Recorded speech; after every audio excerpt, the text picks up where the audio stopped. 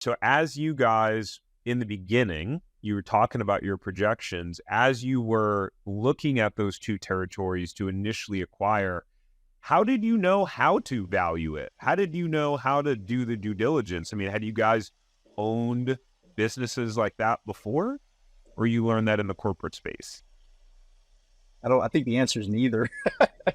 I mean, I think it's the Google everything and just hope that what you're reading is right and try to aggregate as much data as you possibly can. I mean, I think that, I mean, I know we both had experience with P&Ls and whatnot. We were both running pretty decent size operations. And so the expense side of things, I had, up to, a couple hundred stores at one point. So I'm reading P&Ls every month. And so you start to kind of understand trends and opportunities and all that on the financial side. But, as far as like building a pro forma, I had a whole finance department that did all the work. I never did anything like that. I think it's kind of the same answer with Lloyd. I think we just went out and tried to find as much information as we could to make sure that what the broker was telling us, that the valuation was about right, and that, what we were putting out there for, the incremental gains was reasonable. And, so it was just go out and study and try to find as much information as you could, and then today I think there's even more information if you want to go out and look for it. There's a lot more resources just in this period of time than there was even then. So, and Lloyd, you may have more to add to that, but I think it was just us just going out and trying to do our own research. Really, it was like we were kind of trailblazing. We didn't really have a lot of support. We were on the other side, right? Everybody else was. I won't say they're like against us. They've got their own motives, and we're kind of over here on an island having to figure things out on our own, right?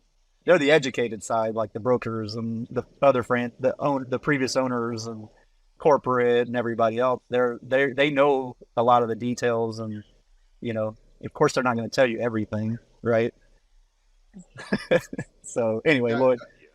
yeah. The only thing I'll add is, it helps to have a pretty rich Excel, skill set. So, and then, a real, I'd say attention to detail, but anal retentive might be the better word.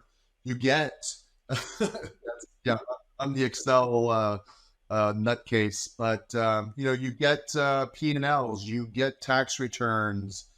You can start making assumptions. I mean, we got down to the weeds in terms of how much gas would we be spending on the road every day, those kind of things, mapping out the territory. So we spent weeks kind of going through all that to make sure we really understood at least the expense side of the business.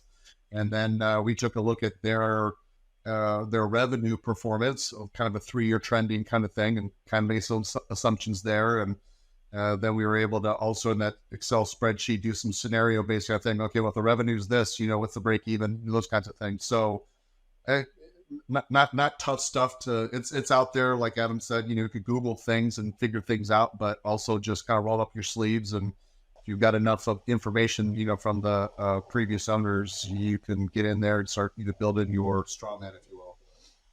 And I'll add one more thing too is, we're very conservative with everything we do. Like we will put in every potential thing that can happen. I mean, not to an extreme, but we're very conservative when we do forecasts and estimates like that, even from the beginning. And I think a lot of folks can get in trouble by just, assuming too many things and assuming everything's going to go right and, putting in all the positive and optimistic side of things, which is again, what the brokers and corporate and everybody's going to tell you. Like in a perfect scenario, this is the way it's going to go. You really have to make sure you're trying to envision all the hurdles.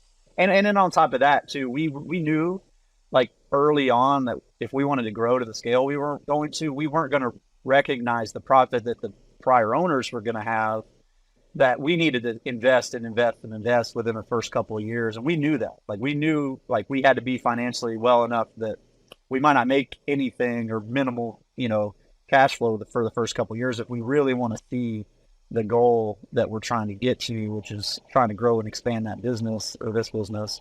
And, there's some investment in that. So you have to hold on to some of the cash or set it aside and use it for those growth opportunities. And whether that's just investing in people, vehicles, tools, other markets when they come available. You have to be able to be ready for those things that come up. And so it takes some financial discipline to do that.